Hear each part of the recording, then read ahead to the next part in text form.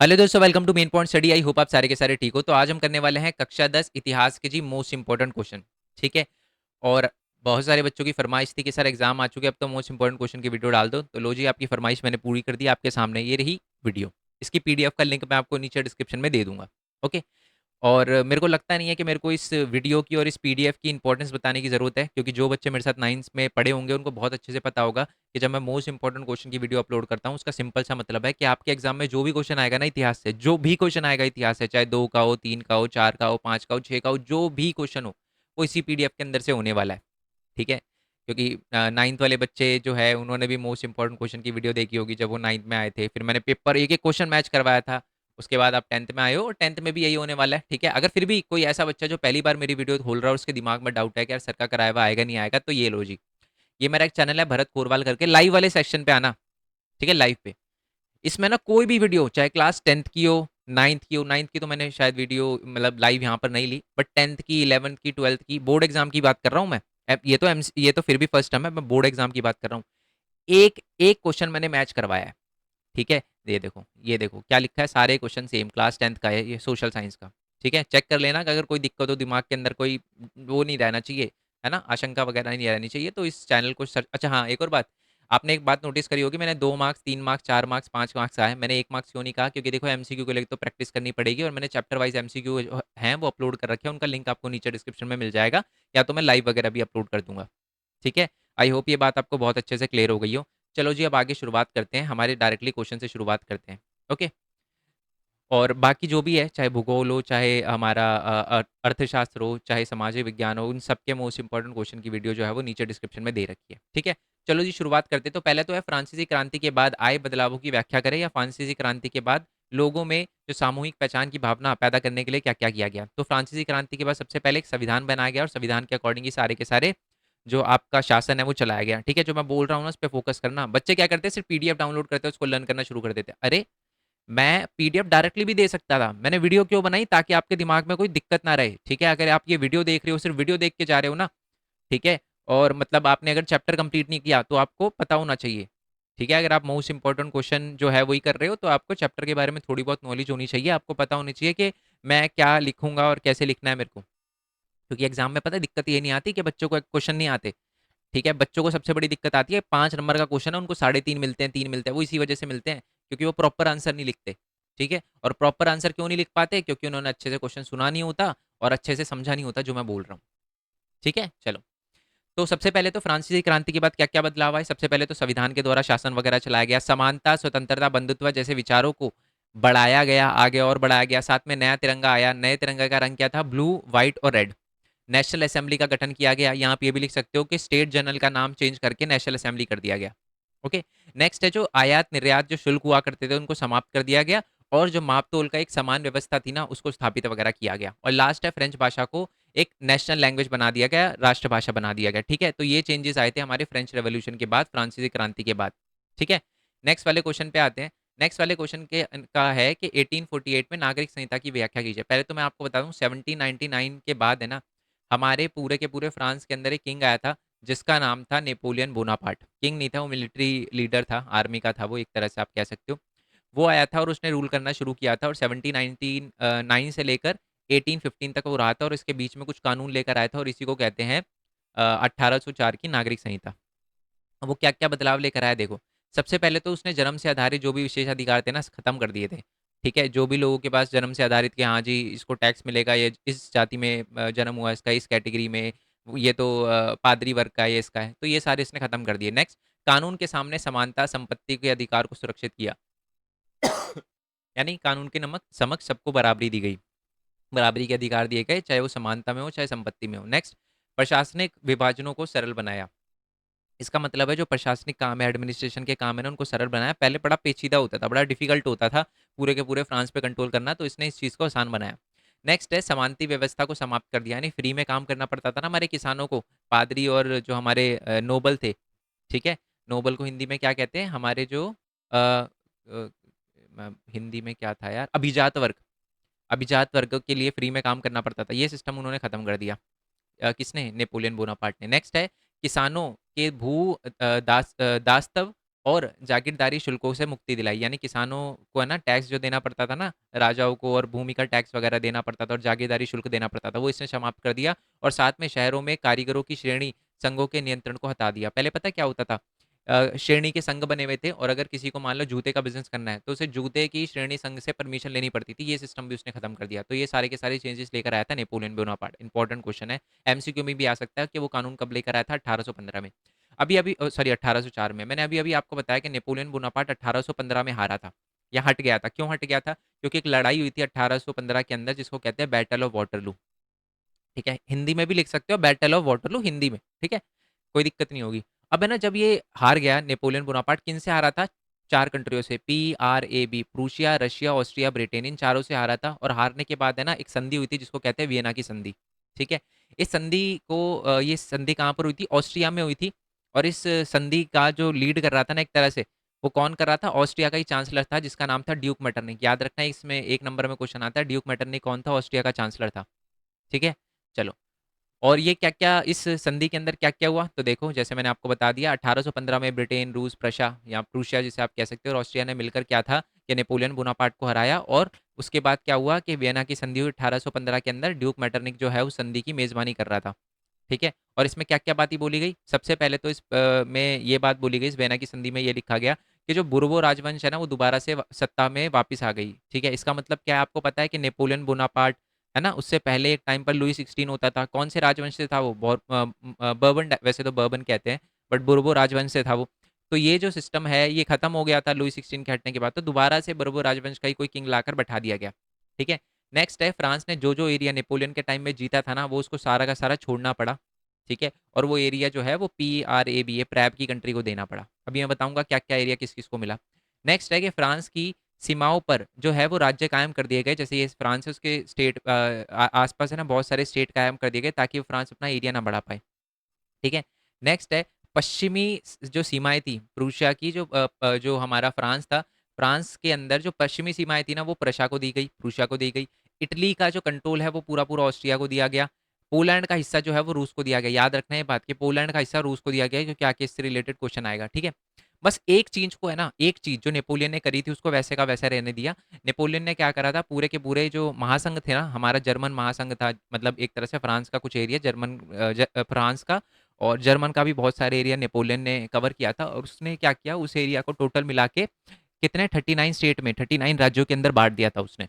ठीक है, तो अब उसने 39 अलग अलग राज्यों के अंदर बांट दिया था। तो ये सिस्टम है ना, ये जो हमारी प्रैब की कंट्री है उनको अच्छा लगा, तो उन्होंने कहा चलो नेपोलियन तो हट गया बट ये सिस्टम बढ़िया है, तो इसको वैसे का वैसे रहने दिया, बाकी सारी चीज़ें चेंज कर दी। ठीक है, एग्जाम में एमसीक्यू भी आ जाता है इसका। ओके, वैसे तो मैंने बता दिया, एमसीक्यू की वीडियो नीचे डिस्क्रिप्शन में आपको मिल जाएगी। चलो, अब नेक्स्ट आते हैं क्वेश्चन पे। ये बहुत इंपॉर्टेंट क्वेश्चन है, वैल्यू बेस्ड क्वेश्चन है। और ये ऐसा क्वेश्चन है कि अगर आपके एग्जाम में आता है ना, तो 90% बच्चे क्वेश्चन छोड़ के आ जाते हैं, क्योंकि उनको समझ ही नहीं आता। मैं सिंपल बताता हूँ, ध्यान से सुनना। क्वेश्चन ये है कि यूरोप में राष्ट्र की अवधारणा के और ये रिपीटेड क्वेश्चन है, मैं आपको बता दूं, ये ऐसा वैसा क्वेश्चन नहीं है। पहली बात तो इस पीडीएफ के अंदर जितने भी क्वेश्चन है वो सारे के सारे एग्जाम में रिपीटेड है, और ये मोस्ट इंपॉर्टेंट क्वेश्चन है सारे। मेरी मेरी एक छोटी सी दिक्कत है कि मैं ना क्या करता हूँ, वीडियो के अंदर बोलता हूँ कि ये वाला बहुत ज्यादा इंपॉर्टेंट है। सारे इंपॉर्टेंट है यार, अगर मैं किसी की पीडीएफ दे रहा हूँ और इंपॉर्टेंट क्वेश्चन दे रहा हूँ तो सारे इंपॉर्टेंट है। ठीक है, यूरोप में राष्ट्रवाद की अवधारणा का निर्माण में संस्कृति संस्कृति द्वारा निभाई गई भूमिका पर चर्चा करें। और भाषा शक्ति है, जीवन है और संस्कृति का साधन है, इसको स्पष्ट करें। और संस्कृति, कला, कविता, कहानियां और संगीत के महत्व को राष्ट्रवादी भावना देने में मदद करता है, ये बताइए। मैं आपको सिंपल मतलब बताता हूँ इसका। क्वेश्चन क्या है? क्वेश्चन ये है कि किसी देश के अंदर लोगों में अगर आपको देशभक्ति जगानी है तो म्यूजिक का क्या रोल होता है, भाषा का क्या रोल होता है, संस्कृति का क्या रोल होता है, ये क्वेश्चन है। और ये बहुत इंपॉर्टेंट क्वेश्चन है, बहुत ही ज्यादा इंपॉर्टेंट क्वेश्चन है। ठीक है, अब देखो आगे आ जाओ। सबसे पहले तो रूमानी कल्पना और राष्ट्रीय भावना। ठीक है, मैं इस टॉपिक के अंदर आपको क्या लिखना है, रूमानीवाद के बारे में लिखना है। रूमानीवाद का मतलब इंग्लिश में पता है क्या होता है? रोमांटिसिज्म। बिल्कुल सही समझ रहे हो आप, रोमांटिसिज्म। रोमांटिसिज्म क्या है कि उस समय के जो कलाकार थे ना, उस समय के जो भी पोएट वगैरह थे, कलाकार थे, उन्होंने बोला कि ना, हमें है ना, आप हमें क्या करना चाहिए, अगर लोगों में राष्ट्रवाद की भावना जगानी है ना, तो हमें क्या करना चाहिए कि विज्ञान और तर्क वगैरह इन पर फोकस नहीं करना चाहिए, इनकी आलोचना करते हैं। ये कहते हैं कि अगर आपके अंदर भावना है ना, तो आप कुछ भी कर सकते हो। मेरे कहने का मतलब क्या, देखो सिंपल सी बात मैं समझाता हूँ इसको। जो ओके, इसका एग्जांपल देता हूँ क्योंकि एग्जांपल वाला ही क्वेश्चन है ये। आपने मैंने अभी थोड़ी देर पहले बताया था कि रशिया को पोलैंड का हिस्सा मिला, तो रशिया ने क्या करा, अपनी लैंग्वेज वगैरह थोपने की कोशिश करी पोलैंड के सारे स्कूल में, कॉलेजेस में। बट और है ना, रशियन आर्मी बहुत ज़्यादा थी, पोलिश आर्मी बहुत कम थी, या थी नहीं, हार गई थी ना वो तो पूरा कंट्रोल जो था वो पोलैंड पे रशिया का था। और एंड में फिर रशिया ने अपनी लैंग्वेज को थोपना शुरू कर दिया, बट वहाँ के लोगों ने हार नहीं मानी। उन्हें पता था कि यार हम अगर कुछ करेंगे तो हम तो बिल्कुल प्यार से मारे जा सकते हैं, हमारी तो पॉपुलेशन भी ज़्यादा नहीं है, हम तो आराम से जो है वो रशियन आर्मी हम सबको गोली से मार सकती है। बट फिर भी उन्होंने क्या किया, अपनी लैंग्वेज को लेकर जानबूझ के बार बार जो रशियन आर्मी उसके सामने जाके जो है वो अपनी लैंग्वेज के अंदर, पोलिश लैंग्वेज के अंदर बोलते थे। क्यों? ताकि एक देशभक्ति की भावना है, ठीक है, क्योंकि सारे के सारे साथ हो गए थे और वो लैंग्वेज के खिलाफ, जो हमारी रशियन लैंग्वेज है उसके खिलाफ लड़ रहे थे। तो इसका क्या मतलब है, देखो अगर आप लॉजिकली जाओ ना तो उनका ये करना वेस्ट था। क्यों? क्योंकि रशिया जो है वो मतलब एक तरह से कंट्रोल कर रखा था पूरे एरिया पे, ठीक है, और वो लड़ तो सकते नहीं थे रशिया से। फिर भी उन्होंने क्या किया, अपनी अपना जो आपत्ति है वो दर्ज कराई और कोशिश करी कि हाँ कम से कम कोशिश तो करे। तो यही तो है रूमानीवाद। रूमानीवाद कहता है कि ये एक ऐसा एक रूमानीवाद आमतौर पर कवि और कलाकार जो है ना, ये एक तरह से एक सांस्कृतिक आंदोलन है। और इसमें क्या है, राष्ट्रीय भावना जगाने के लिए अलग अलग प्रयास करे जाते हैं। और इसमें जो कवि है ना वो तर्क और विज्ञान और फैक्ट इनको कहते हैं, इनको इग्नोर करो, बस अपने अंदर जो है वो रहस्यमय भावना जगाओ। तो आपके सामने जो भी दिक्कतें होगी ना आप उसे फेस कर लोगे। अगर आप फेस करने से पहले ही सोचोगे यार मैं हम तो इतने कम है, हम तो कुछ कर ही नहीं पाएंगे, हम तो वैसे ही हार जाएंगे, चलो छोड़ो करते ही नहीं है, तो नहीं बनेगा काम।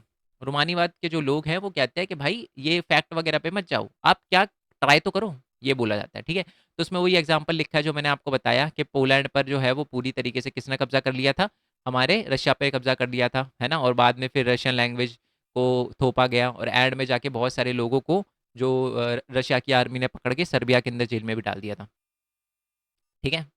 ओके, नेक्स्ट वाले क्वेश्चन पे आते हैं कि 1830 के दशक में हमारे यूरोप की हालत बताओ। बड़ी कठिनाई से, आर्थिक कठिनाई से गुजर रहा था यूरोप। अब क्या क्या प्रॉब्लम थी वो देखो। सबसे पहले जनसंख्या बहुत तेजी से बढ़ रही थी, लोगों को नौकरी नहीं मिल रही थी, बहुत सारे लोग गांव से निकलकर शहरों में आ रहे थे, भीड़ बढ़ रही थी यहाँ पर, है ना, उनको झुग्गी झोपड़ी में या बस्तियों में रहना पड़ता था। छोटे छोटे जो उत्पाद है ना, जो छोटी छोटी चीज़ें वगैरह बनाते हैं उनका बड़ा नुकसान हो रहा था, क्योंकि मशीनों से जो चीज़ें बनती थी ना वो सस्ती आ रही थी, तो लोग उनकी चीज़ें खरीदते नहीं थे, ठीक है। साथ में किसानों पर भी बहुत सारा बोझ था, किस चीज़ का, उनको ना पैसे वगैरह देने थे, एक तरह से टैक्स वगैरह देना था, तो वो टैक्स नहीं दे पा रहे थे, फसल खराब हो गई थी, तो कीमतें भी बढ़ रही थी भोजन की। और इसी की वजह से जो है आप कह सकते हो कि हमारे यूरोप में 1830 के दशक में बहुत ही बुरी हालत थी। वही है, अनएम्प्लॉयमेंट फैल रही थी, प्राइजेस बढ़ रहे थे, वेजेस कम हो रही थी, है ना, जो मतलब सैलरी वगैरह कम हो रही थी, ये सारे के सारे।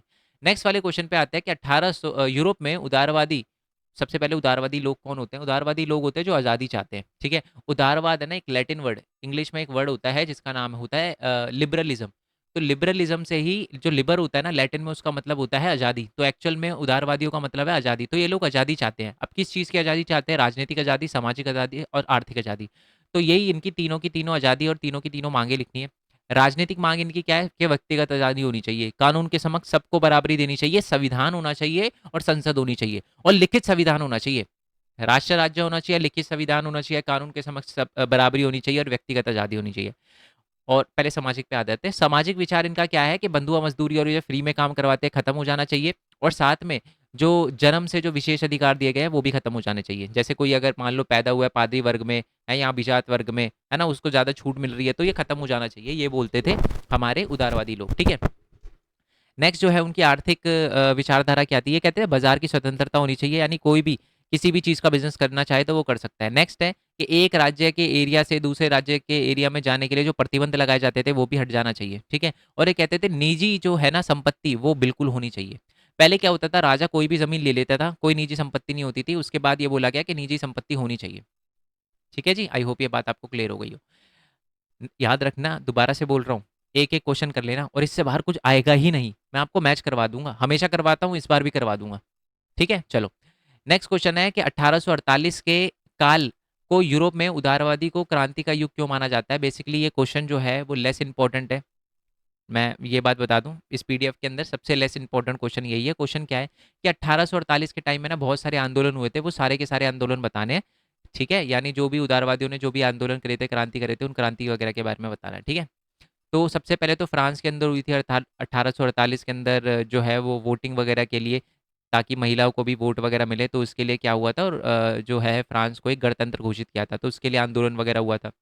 नेक्स्ट है जर्मनी, इटली और पोलैंड के अंदर भी आंदोलन वगैरह हुआ था, ठीक है, ताकि एक संविधान वगैरह और प्रेस की स्वतंत्रता और ये सारी की सारी मांगे जो है वो मनवाई जा सके, ठीक है। उसके बाद जर्मनी के अंदर एक और आंदोलन हुआ था, जहाँ पर जो अमीर अमीर लोग थे वो सारे के सारे, यहाँ जो भी समृद्ध लोग थे वो है ना एक पार्टी को वोट देना चाहते थे। और फेडरिक वेलम को जो है उन्होंने बोला कि आप ताज मतलब किंग बन जाओ, उन्होंने मना कर दिया था, तो इसके लिए भी आंदोलन वगैरह किया गया था, ठीक है। और एंड में जाके महिलाओं ने भी आंदोलन किया था, क्योंकि उनको लोग उनकी भागीदारी तो मांग रहे थे, बट उनको कोई राइट वगैरह नहीं दे रहे थे, कुछ अधिकार नहीं दे रहे थे, तो ये सारे के सारे आंदोलन किए गए थे, ठीक है। क्लियर हो गया आपको? आई होप ये बात आपको क्लियर होगी। सिंपल है। 1848 में कौन कौन से आंदोलन किए गए? फ्रांस, सबसे पहले तो फ्रांस में हुआ था, फ्रांस को आप कह सकते हो कि गणतंत्र बनाने के लिए, ठीक है, और राजशाही को पूरी तरीके से खत्म करने के लिए और पूरा की तरीके से गणतंत्र बनाने के लिए आंदोलन चला। जर्मनी, पोलैंड, इंग्लैंड में एक संविधान, प्रेस की स्वतंत्रता, इन सब के लिए आंदोलन वगैरह चला। फिर जर्मनी के अंदर जो है वो राजा के सिस्टम को हटाने के लिए आंदोलन चला। और महिलाओं ने भी क्या है कि पूरी की पूरी इंडिपेंडेंस पाने के लिए आंदोलन वगैरह किया, ठीक है। बाकी तो पीडीएफ आपके सामने है ही, रीड कर लेना। अब देखो, 4 क्वेश्चन, इनमें से एक क्वेश्चन 101% आपके एग्जाम में आएगा। मैं जब बोल रहा हूँ 100%, तो 100%, एक भी परसेंट कम नहीं। क्या क्वेश्चन है कि जर्मनी का एकीकरण कैसे हुआ, इटली का एकीकरण कैसे हुआ, ब्रिटेन के बारे में बताओ और बल्कान के बारे में बताओ। इन चार में से क्वेश्चन पक्का आता है, ठीक है, और में भी आ सकता है। अभी क्वेश्चन क्या है, तो जर्मनी एक राष्ट्र राज्य कैसे बना? तो मैं आपको बता दूं, जर्मनी है ना, पहले वहाँ पर राजा रानी का रूल हुआ करता था, और जो राजा था वहाँ का बिल्कुल भी अच्छा नहीं था, वो लोगों को दबाता था। 1848 के अंदर मैंने अभी बताया ना, जर्मनी के लोगों ने आंदोलन किया था, बट उनके आंदोलन को दबा दिया गया, ठीक है। उसके बाद क्या हुआ, मैं आपको इस पिक्चर से समझाता हूँ, उसके बाद करेंगे। तो ये रहा जर्मनी, और जर्मनी के पास में है प्रशा, जिसको पुरुषा कहते हैं। तो जर्मनी के लोगों को तो 1848 में दबा दिया गया था, है ना, किंग ने पूरी तरीके से दबा दिया गया था। उसके बाद क्या है कि है ना, पड़ोस में कंट्रिया प्रशा, प्रशा के जो बड़े बड़े भूस्वामी थे, जिनको जंकर्स कहा जाता था, जंकर्स, इंग्लिश में जंकर्स कहा जाता था, हिंदी में भूस्वामी, उन्होंने अपने किंग से बोला, और किंग का नाम था काइजर वेलम वन। क्या बोला मैंने? Kaiser Wilhelm one. उनको बोला कि यार आप जर्मनी के लोगों की हेल्प क्यों नहीं करते? आप अच्छे किंग हो, जर्मनी का किंग बड़ा खराब है, आप हेल्प करो जर्मनी के लोगों की, और जर्मनी का एकीकरण करो, और यहाँ किंग से छुटकारा दिलाओ उनको। तो उसके बाद क्या हुआ, जो हमारे प्रशा का किंग है उसने क्या करी, एक आर्मी बनाई, और उस आर्मी की कमान किसको संभालने के लिए थी? ओटोमन बिस्मार्क को। और ओटोमन बिस्मार्क ने क्या किया, 7 साल तक 3 देशों के साथ लड़ाई लड़ी, 3 लड़ाई लड़ी। ऑस्ट्रिया, ऑस्ट्रिया, फ्रांस और स्वीडन। एक सेकंड में चेक कर लेता हूँ। हाँ, Austria, Denmark, sorry Denmark, Sweden और डेनमार्क पास पास में ना, इसकी वजह से। ऑस्ट्रिया, डेनमार्क और फ्रांस, इन 3 कंट्री के साथ साल साल में 3 बार लड़ाई लड़ी, और एंड में जीत गया, और हमारे पूरे के पूरे जर्मनी का एकीकरण हो जाता है। और जर्मनी का किंग पता है किसी को किसको बनाया जाता है? वही जिसको हमारे, जो हमारे प्रूशा का किंग था ना, उसी को जर्मनी के लोग इतना खुश होते हैं कि प्रूशा के किंग ने हमारी हेल्प करी है, तो उसी को किंग बना देते हैं। यानी काइजर विलियम वन को ही किंग बना देता है। कब? 1871 में उसकी ताजपोशी होती है। और ऐसा भी नहीं है कि वो फिर अच्छा काम नहीं करता, बहुत अच्छा काम करता है। मुद्रा में चेंजेस लेकर आता है, बैंकिंग सिस्टम, कानूनी व्यवस्था में सारे के सारे चेंजेस लेके आता है वो। नेक्स्ट है कि इटली के एकीकरण के बारे में बताओ, इटली का एकीकरण कैसे हुआ? तो मैं आपको बता दूं, इटली है ना, अगर हम स्टेट के वाइज बात करें तो अलग अलग 7 अलग अलग राज्यों में बटा हुआ था। और उसमें से एक ही ऐसा राज्य था जिसका नाम था सार्दिना पिडमोंट। उसका जो राजा था उसका नाम था विक्टर इमानुअल सेकंड। ध्यान से सुनना, स्टोरी है। तो 7 अलग अलग स्टेट में बटा हुआ था, इटली छोटे छोटे पार्ट में बटा हुआ था, याद रखना। और है ना, उसमें से एक ही ऐसा राजा था जिसको इटालियन बोलनी आती थी, बाकी जो भी राजा थे ना उनको इटालियन बोलनी नहीं आती थी। ये तो मैंने स्टेट के अकॉर्डिंग बताया। अगर मैं डायरेक्शन के अकॉर्डिंग बताऊं, तो नॉर्थ में जो राजा थे ना वो ऑस्ट्रियन हैब्सबर्ग अंपायर के थे। साउथ में जो थे वो थे बुर्बो राजवंश, कहाँ के? स्पेन के बुर्बो राजवंश के लोग थे, यानी बर्बन किंग ऑफ स्पेन थे। बीच में पोप थे। पोप कौन होते हैं? जो धार्मिक गुरु होते हैं वो थे। तो उसके बाद क्या हुआ कि जो विक्टर मैनुअल सेकंड है, उन्होंने सोचा यार पूरे के पूरे इटली को मिलाना पड़ेगा, और मिलेगा तभी तो मैं किंग बनूंगा पूरे इटली का, है ना, अभी तो सिर्फ एक ही एरिया का हूँ। तो उसके बाद क्या हुआ कि इसने क्या किया, एक आर्मी बनाई, और कमान सौंप दी किसको? कमीलो द कैवर को। कैवर एक पर्सन था, उसको बोला गया कि आपको पूरे के पूरे इटली का एकीकरण करना है। तो वो सबसे पहले जाता है नॉर्थ की साइड में। नॉर्थ की साइड में जितने भी राज्य होते हैं ना, ऑस्ट्रियन हैब्सबर्ग एम्पायर का जहाँ पर रूल होता है, वो उनको हरा देता है। और एंड में जो हमारे नॉर्थ का एरिया है वो पूरा अपने कंट्रोल में ले लेता है। क्लियर? कोई दिक्कत नहीं है ना? चलो, अगर मैं साउथ की बात करूँ, साउथ की, तो साउथ में जो बुर्बो राजवंश होते हैं ना, साउथ के अंदर जो बुर्बो राजवंश होते, पहले तो ये पोप की बात कर लेते हैं। पोप तो प्यार से मान गया, जो रिलीजियस लीडर थे वो प्यार से मान गए, उन्होंने छोड़ दिया, गया चलो ठीक है हम भी एकीकरण में साथ दे रहे हैं। बुरबोज अब देखो, अब अगर ये कमीलो द कैवर अगर नीचे आता तो दोबारा से यहाँ पर कोई अटैक कर देता, तो इसलिए नीचे नहीं आया। और ये जो नीचे वाले एरियाज की रिस्पॉन्सिबिलिटी संभाली किसने? गरीबाल्दी ने। गसे पे गरीबाल्दी ने, और गरीबाल्दी ने रूल करना गरीबाल्दी ने क्या किया, अपनी आर्मी बनाई और एंड में स्पेन के जो किंग थे उन पर अटैक वगैरह करा और उनको भी हरा दिया। और एंड में अब तीनों को एरिया को मिला के पूरे इटली का एकीकरण किया गया और 1861 में किंग बनाया गया। किसको किसको किंग बनाया गया? वही विक्टर इमैनुअल सेकंड, जो मैंने आपको बताया था ना। विक्टर इमैनुअल सेकंड को 1861 में किंग बनाया गया। हमारे उस ऊपर वाले को कब कब किंग बनाया गया था? 1871 में, ठीक है, जर्मनी के अंदर। अब आ जाते हैं ब्रिटेन का। ब्रिटेन का सिंपल है। ब्रिटेन का ना बड़ा अजीबो गरीब केस है। देखो टॉपिक का नाम ही अजीबो गरीब क्यों? देखो, जर्मनी के एकीकरण में 7 साल लगे, 7 साल में 3 वॉर लड़ी थी ना। और जो हमारा इटली का था उसके एकीकरण में भी 3-4 साल लगे। बट अगर मैं जर्मनी की ब्रिटेन की बात करूँ ना, तो उसमें 100 से ज़्यादा साल लगे हैं। सर कैसे? देखो देखो देखो, ध्यान से सुनो। तो हुआ क्या था कि सबसे पहले ना 1688 में वहाँ पर एक किंग हुआ करता था। उस किंग की पावर को छीन लिया किसने? इंग्लिश, या मैं बोलूँ अंग्रेजी पार्लियामेंट ने, संसद ने। ठीक है। तो यहाँ से एकीकरण की व्यवस्था जो है तो ये शुरू होती है। उसके बाद क्या होता है कि 1707 के अंदर है ना, इंग्लैंड अपनी पड़ोस वाली कंट्री स्कॉटलैंड से बोलता है कि आप हमारे अंदर मिल जाओ। हम है ना एक बड़ा देश बनाएंगे जिसका नाम होगा United kingdom of great Britain. ये कहता है ठीक है जी। और ये जो इंग्लैंड वाले लोग हैं वो ये भी बोलते हैं कि हम आपके है ना कल्चर की रिस्पेक्ट करेंगे बहुत। तो 1707 के अंदर इंग्लैंड जो है स्कॉटलैंड के साथ मिल जाता है और United kingdom of great Britain बनता है। बट एक्चुअल में क्या होता है कि पूरे के पूरे ब्रिटेन इंग्लैंड का कल्चर है उसी को प्रमोट करा जाता है, स्कॉटलैंड के कल्चर को खत्म कर दिया जाता है। ठीक है। और एंड में 1688 में तो किंग हटाया गया था। बट इंग्लिश पार्लियामेंट के पास पावर रहती, 1707 के अंदर स्कॉटलैंड को मिलाया गया था। उसके बाद 1801 में, 1801 के अंदर पता है क्या हुआ? 1801 के अंदर जो आयरलैंड था ना उसको भी इंग्लैंड में मिला दिया गया, गलत तरीके से। कैसे? बेसिकली आयरलैंड में ना दो लोग, कौन कौन से, हमारे जो वो वाले लोग थे ना, क्या कहते हैं उसको, कैथोलिक और प्रोटेस्टेंट, ये दो टाइप के लोग हैं क्रिश्चियनिटी के अंदर। इन दोनों में लड़ाई चल रही थी और इसी लड़ाई का फायदा उठा के जो जो यूनाइटेड किंगडम है, अब तो यूनाइटेड किंगडम बन गया ना, United kingdom of great Britain ने बोला कि है ना हम आपकी हेल्प करेंगे। प्रोटेस्टेंट को बोला ये जो लड़ाई हो रही है आपके साथ बुरा हो रहा है, हम आपकी हेल्प करते हैं। और उन्होंने अपनी आर्मी उतार दी और एंड में जाके पूरे के पूरे आयरलैंड पे कंट्रोल कर लिया। तो आप देखो स्ट्रेंज केसेस इसलिए कहा जाता है क्योंकि शुरुआत हुई थी 1668 1688 में, और एंड जाके यूनिफिकेशन खत्म हुआ 1801 में। ठीक है, चलो नेक्स्ट। इसलिए इसको ब्रिटेन का अजीब दास्तां कही जाती है इस टॉपिक का नाम। ठीक है। तो वही है एक्ट ऑफ यूनियन जो मैंने बता दिया, और United kingdom of great Britain बना था 1707 में। चलो नेक्स्ट है, ये है कि राष्ट्रवाद के उदय के लिए महिलाओं का योगदान बताइए। ठीक है, महिलाओं ने क्या क्या चीज़ें करी, है ना। राष्ट्र राज्यों का उदय जो अच्छा, लोगों में राष्ट्रवाद की भावना कैसे जागी, ये नीचे अलग क्वेश्चन है, महिलाओं वाला नीचे है। ठीक है, पहले ऊपर आ जाते हैं।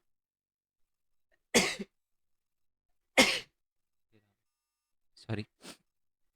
तो राष्ट्र राज्यों का सबसे पहले लोगों में क्या था कि राष्ट्रवाद की भावना जगाने के लिए राष्ट्र राज्यों का उदय किया गया, लोकतांत्रिक सिद्धांतों को बढ़ावा दिया गया, राजनीतिक आर्थिक और समानता को बल दिया गया, है ना। और राष्ट्रों के मानवीय अधिकारों की मांग वगैरह करी गई। तो इन सारी की सारी चीज़ों की वजह से ही लोगों में देशभक्ति की भावना आई। यस और नो? चलो, अब महिलाओं ने क्या क्या किया था राष्ट्रवाद जगाने के लिए? राजनीतिक संगठन वगैरह का निर्माण किया, समाचार पत्रों को में प्रकाशन किया, उन्होंने भी वोट के लिए संघर्ष किया, और उन्होंने भी क्या किया, अलग अलग प्रदर्शन वगैरह हुए थे उसमें हिस्से वगैरह लिए। ठीक है। नेक्स्ट वाले क्वेश्चन पे आते हैं। अब ये बल्कान का केस है, इसके बारे में मैं आपको बता देता हूँ। बल्कान, पहली बात तो मैं बताता हूँ क्या ना, एक एरिया हुआ करता था जिसको बोला जाता था ऑटोमन एम्पायर। ठीक है। ऑटोमन एम्पायर एक मुस्लिम एम्पायर था, उसमें बहुत सारे अलग अलग देश थे। अब क्या हुआ, बहुत सारे जो इस अलग अलग देश थे ना ऑटोमन एम्पायर के अंदर, उन्होंने ना आज़ादी की लड़ाई के लिए ऑटोमन एम्पायर से लड़ना शुरू कर दिया, और इसी चीज़ को कहा गया बल्कान समस्या। और माना जाता है 1714 के अंदर जो फर्स्ट वर्ल्ड वॉर हुआ था ना, वो भी इसी की वजह से हुआ था। ठीक है, चलो नेक्स्ट है कि राष्ट्रवादी कवियों ने रूपक के रूप में महिलाओं को ही क्यों चुना? ये बड़ा सिंपल क्वेश्चन है और बहुत इंपॉर्टेंट है। अब सर रूपक का क्या मतलब होता है? रूपक का मतलब होता है जब किसी देश को एक पर्सन की तरह रिप्रेजेंट किया जाता है ना, उसको रूपक कहते हैं। जैसे भारत माता, जैसे मारियान फ्रांस की रूपक का नाम है, जर्मेनिया जर्मनी की रूपक का नाम है। तो ये क्या है? ये रूपक है। और ज़्यादातर आप देखोगे रूपक महिलाओं होती है। क्यों? क्योंकि महिलाएं जो है एक तरह से आप कह सकते हो ज़्यादा इमोशनली लोग उनसे कनेक्ट हो पाते हैं। ठीक है, मेरे कहने का मतलब क्या है? मेरे कहने का मतलब है कि यार देखो, अ, अब कुछ बोलेंगे सर ये सही नहीं है, बट एक पर्सन है ना अपनी माँ से बहुत ज़्यादा कनेक्ट होता है, फादर से ज़्यादा। ऐसा नहीं है फादर से कनेक्ट नहीं होता, बट मदर से बहुत ज़्यादा कनेक्ट होता है, बहुत इमोशनली। ठीक है, मतलब कि तूने मेरी मम्मी के बारे में ऐसे कैसे बोल दिया, मेरी माँ के, मतलब बहुत ही ज़्यादा इमोशनली कनेक्ट होता है, थोड़ा सा भी नहीं सुन सकता, है ना? कोई भी नहीं सुन सकता और सुनना भी नहीं चाहिए। तो ये क्या है, और इसी वजह से महिलाओं को चुना गया है। ठीक है, उन्होंने यही माना है कि जो हमारे राष्ट्रवादी कवि, उन्होंने माना है कि महिला जो है वो एक तरह से हर अलग-अलग इमोशन को रिप्रेज़ेंट करती है, और इसी वजह से जो भी देश के रूपक है, ज़्यादातर महिलाओं को ही चुना जाता है। ठीक है? ज़ोल्वरीन का छोटा-सा क्वेश्चन आता है, बस याद रखना 1834 में बनाया गया था ज़ोल्वरीन, बस। ठीक है? और ये है ना, ये मैप में इसमें आ जाता है, फिलिंग द ब्लैंक्स में क्वेश्चन उसमें आ जाता है, मैप क्या कहते हैं, मैच द फॉलोइंग में, कि टूटी हुई बेड़िया किसको दिखाती है, आज़ादी को। बाज की छाप और का कवच किसको दिखाता है, जर्मनी समुदाय के प्रतीक। जो हमारे बतूल की पत्तियां होती है, वीरता को दिखाता है। तलवार जो है वो मुकाबले की तैयारी को, रेडीनेस। तो ये सारे के सारे दिखाते हैं अलग अलग चीज़ों को। ठीक है, और ये वही जो है वो मैंने बताया था, जर्मनी। ये पिक्चर बेस्ड क्वेश्चन है, ये इतना इंपॉर्टेंट नहीं है, नहीं आएगा आपको। गसेपे मजीनी के बारे में बता रखा है। गसेपे मजीनी के बारे में दो बात याद रखना। पहली बात तो है, इसने यंग इटली और यंग यूरोप बनाया है। एक मार्क्स में क्वेश्चन आता है कि यंग इटली और यंग यूरोप किसने बनाया है, गसेपे मजीनी ने। और ये इटली को मिलाना चाहता था, और इसी वजह से ना जो ड्यूक मैटरनिक था, उसने बोला था कि ये बंदा है ना हमारे लिए बड़ा खतरनाक है, क्योंकि ये क्या करना चाहता था, सारे किंग को हटाकर एक ही किंग को बनाना चाहता था। तो एक तरह से किंग के खिलाफ था ना जैसे मजीनी। इसलिए मैटरनिक कहता था ये हमारे लिए, हमारी सामाजिक व्यवस्था के लिए खतरा है और सबसे बड़ा दुश्मन है। ठीक है, चलो। वही, अब आ जाते हैं जी हमारे चैप्टर नंबर सेकंड पे। ठीक है, इसके अंदर जो भी इंपॉर्टेंट क्वेश्चन है दोस्त, इसको छोड़ने की गलती बिल्कुल मत करना। ठीक है, चलो क्वेश्चन शुरू करते हैं। तो पहला क्वेश्चन है कि जब भारत 1947 19 आपको पता है, ये सारे के सारे इंपॉर्टेंट क्वेश्चन है, एग्जाम में आए हुए हैं। ठीक है, तो जब फर्स्ट वर्ल्ड वॉर चल रहा था 1914 से लेकर 1918 तक, तो हमारे इंडिया की सिचुएशन कैसी थी, बड़ी खराब थी। क्यों? क्योंकि हमारे इंडिया के अंदर टैक्स बढ़ा दिए, है ना, सीमा शुल्क लगा दिए, आयकर, क्योंकि ब्रिटिश लड़ाई में लगा होता, उसे पैसे चाहिए थे, तो इसलिए इनकम टैक्स इंट्रोड्यूस कर दिया। और इसकी वजह से कीमतें भी बहुत तेजी से बढ़ने लग गई। क्यों? क्योंकि उनका ध्यान तो ब्रिटिश इकोनॉमी पे था, है ना। इंडियन इकोनॉमी पे उनका ध्यान ही नहीं था, वो तो लड़ाई में लगे हुए थे पूरे, है ना। फसल भी खराब हो गई, लोगों को जबरन आर्मी में भर्ती किया गया, और उस टाइम फ्लू की महामारी भी फैल गई थी, जिससे बहुत सारे लोग मारे गए थे। तो ये बड़ी खराब सिचुएशन थी।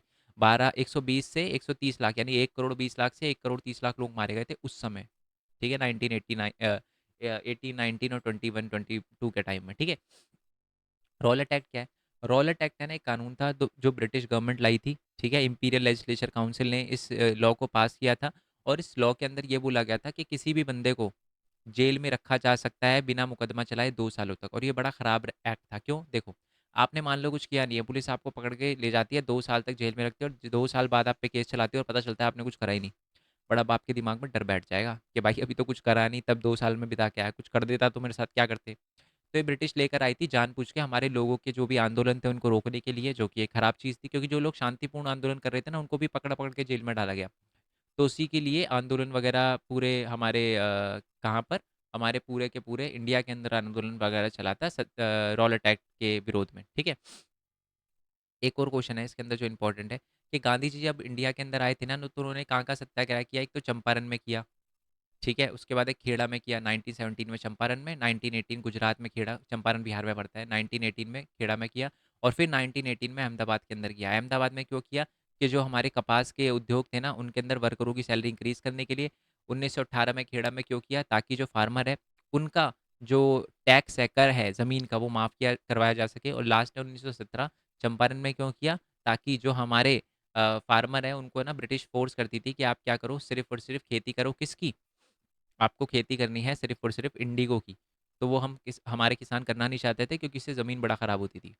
तो इसलिए ये जो है वो इसलिए आंदोलन किया था, सत्याग्रह किया था गांधी जी ने। ठीक है, नेक्स्ट क्वेश्चन है, क्या ना एक असहयोग आंदोलन चलाया गया था। ठीक है, असहयोग आंदोलन में लोगों ने कैसे कैसे पार्टिसिपेट करा। ठीक है, तो सबसे पहले तो वही है, लोगों ने, बच्चों ने स्कूल जाना छोड़ दिया, हेडमास्टर ने पढ़ाना छोड़ दिया, वकीलों ने मुकदमा लड़ना छोड़ दिया, हर जगह पर इलेक्शन को बॉयकॉट किया जाने लगा, सिर्फ एक पार्टी को छोड़ के, जिसका नाम था जस्टिस पार्टी। ठीक है, ब्रिटिश के कपड़ों को जलाया जाने लगा, ब्रिटिश के कपड़ों को त्यागा गया, है ना। और जो भी बड़े बड़े व्यापारी थे, उन्होंने ब्रिटिश से या दूसरी ब्रिटिश कंपनियों से सारी चीज़ें लेने से मना कर दिया। ये सारी की सारी चीज़ें हुई।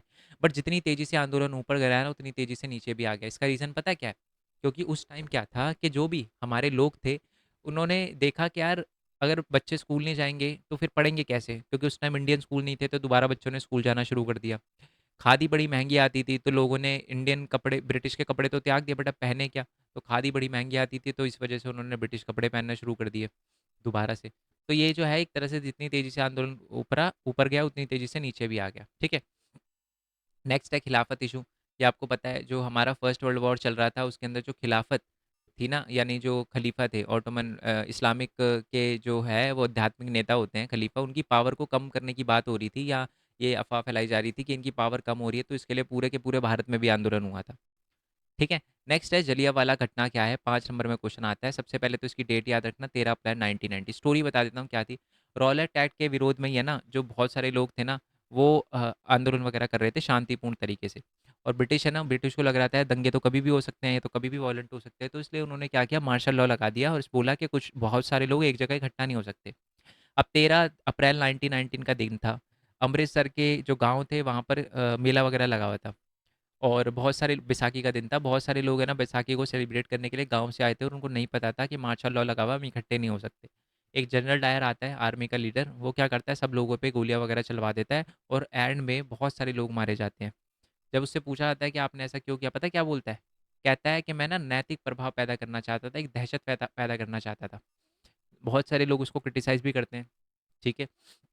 और उसके बाद हमारे इंडियन भी भड़क जाते हैं ऑब्वियसली, हमने भी ब्रिटिश गवर्नमेंट पे अटैक करना शुरू किया, बिल्डिंग वगैरह पे अटैक करना शुरू किया, ठीक है? और जब ब्रिटिश गवर्नमेंट को सॉरी मांगनी चाहिए थी इस चीज़ के लिए कि जलियांवाला बाग, बट उन्होंने सॉरी नहीं मांगी, बल्कि जो भी लोग ऐसा मतलब ब्रिटिश बिल्डिंगों पर अटैक वगैरह कर रहे थे, उनको पकड़ के ज़मीन पे रेंगने के लिए, सल्यूट मारने के लिए, नाक रगड़ने के लिए सारी चीज़ें बोली गई। नेक्स्ट है कि गांधी जी के अनुसार सत्याग्रह का विचार की व्याख्या करें, ये तो पता ही है आपको। सत्याग्रह का मतलब क्या होता है? ये सत्याग्रह जो है वो गांधी जी ये कहते हैं कि अगर आपका जो आप कह सकते हो आंदोलन है वो सच्चाई के लिए है, तो आपको किसी भी तरीके का वॉयलेंस यूज़ करने की ज़रूरत नहीं है। यही होता है सत्याग्रह का मतलब। नेक्स्ट क्वेश्चन है कि असहयोग आंदोलन और सविनय अवज्ञा आंदोलन में डिफरेंस बताओ। तो मैं आपको बता दूं, असहयोग आंदोलन जो था वो बेसिकली औपनिवेशिक सरकार में कानून का पालन ना करना था, और ये इसमें कानून को तोड़ने की बात करी गई थी। ये शांतिपूर्वक ढंग से हुआ था, इसमें कानून तोड़ा गया था, नमक का तोड़ा गया था। इसमें मुस्लिम ने बड़ी संख्या में पार्टिसिपेट किया था, इसमें कम संख्या में पार्टिसिपेट किया था, ठीक है। नेक्स्ट है कि ये पूरी तरीके से आज़ादी पाने के लिए किया गया था, ठीक है। और साथ में हिंदू और मुस्लिम को एकजुट करने के लिए किया गया था, और ये भी एक तरह से आज़ादी पाने के लिए किया गया था, और साथ में कानून को समाप्त करने के लिए, कुछ जो गलत कानून थे जो ब्रिटिश लेकर आई थी, जैसे नमक के ऊपर टैक्स था, तो उसको खत्म करने के लिए किया गया था, ठीक है। नेक्स्ट वाले क्वेश्चन पे आ जाते हैं,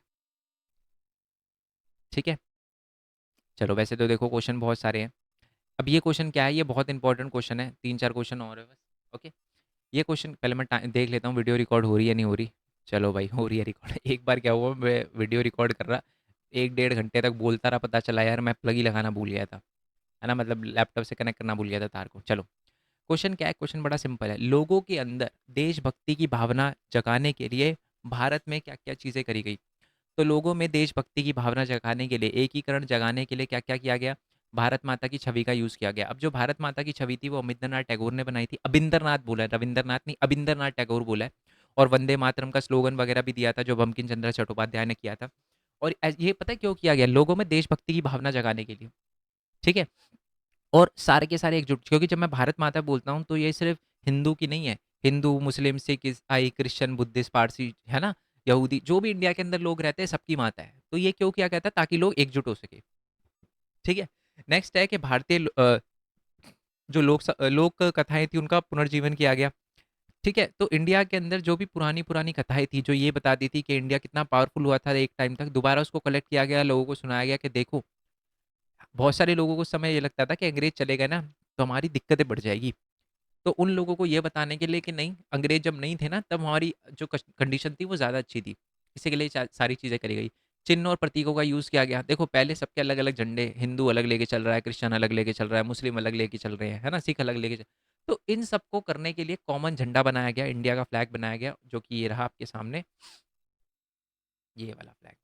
इसमें ना आप ध्यान से देखोगे 8 लोटस के फ्लावर है, जो कि 8 ब्रिटिश प्रोविंस को रिप्रेजेंट करते हैं, चांद सितारे।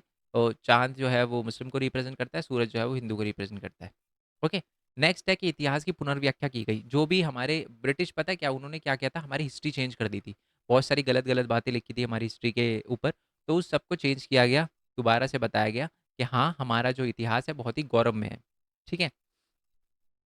नेक्स्ट क्वेश्चन पे आते हैं कि सविनय अवज्ञा आंदोलन की सीमाएं बताएं। सविनय अवज्ञा आंदोलन जो है वो इतना सफल नहीं हो पाया। इसका पता है क्या रीजन है?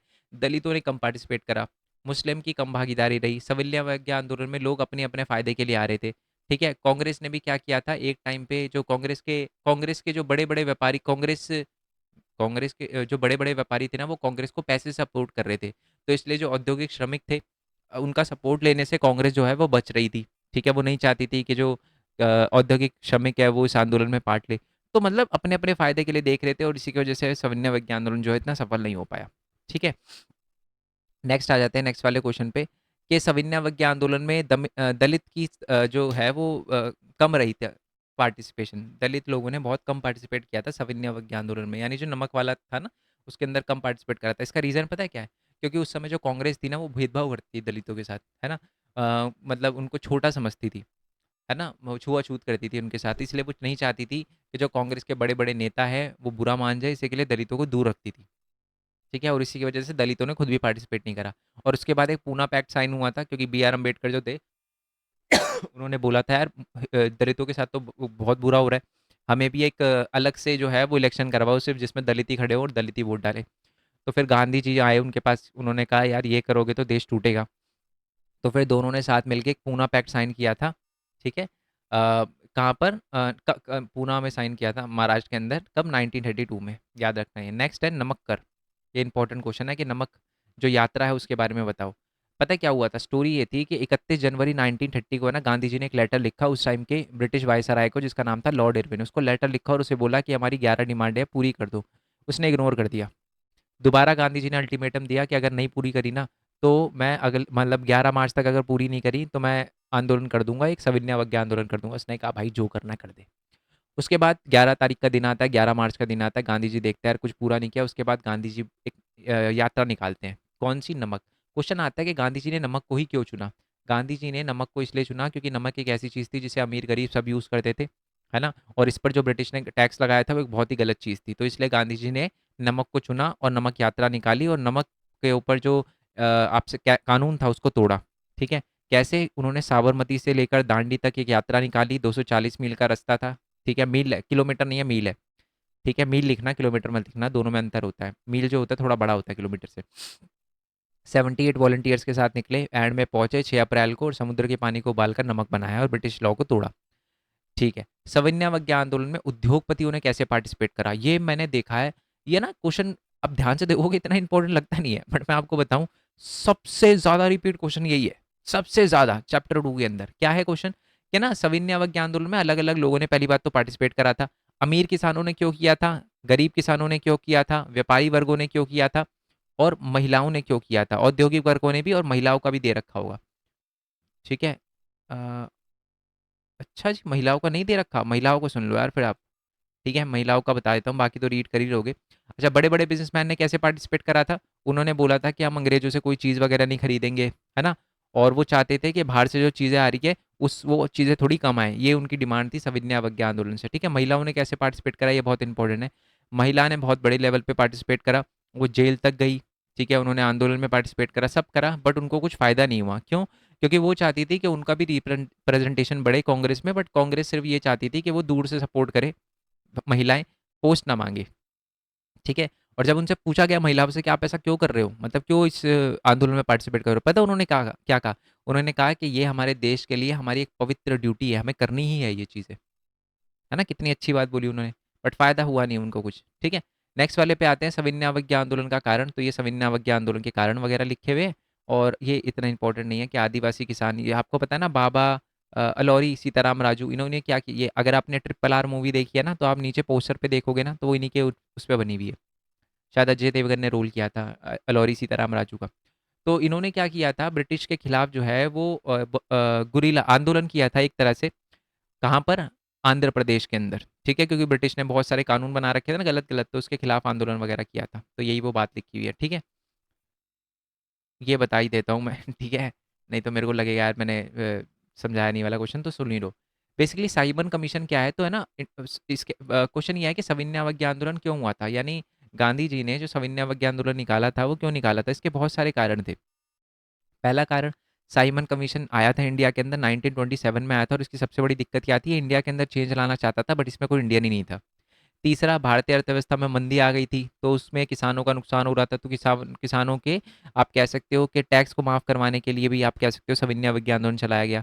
जो ब्रिटिश कानून थे गलत गलत, उनको रोकने के लिए हमारा सविनय अवज्ञा आंदोलन चलाया गया, और पूरी आज़ादी प्राप्त करने के लिए, पूर्ण स्वराज प्राप्त करने के लिए आंदोलन वगैरह चलाया गया। तो ये रही जी आपके सारे के सारे इंपॉर्टेंट क्वेश्चन। पीडीएफ का लिंक आपको नीचे डिस्क्रिप्शन मिल जाएगा, एक एक क्वेश्चन बिल्कुल एग्जाम में छाप लेना, रट लेना, इससे बाहर कुछ नहीं आएगा। ठीक है, आई होप ये बात आपको क्लियर हो गई। बाकी मिलते हैं जी नेक्स्ट वीडियो में, तब तक के लिए थैंक यू सो मच। और हाँ, ये वाला जो चैनल है ना भरत कोरवाल, इस पे आ जाना, मैं हो सके तो एमसीक्यू की प्रैक्टिस वगैरह करवा दूंगा। ठीक है, बाकी मिलते हैं जी नेक्स्ट वीडियो में, तब तक के लिए थैंक यू सो मच। जय हिंद, जय भारत, वंदे मातरम, thanks for your support, bye bye.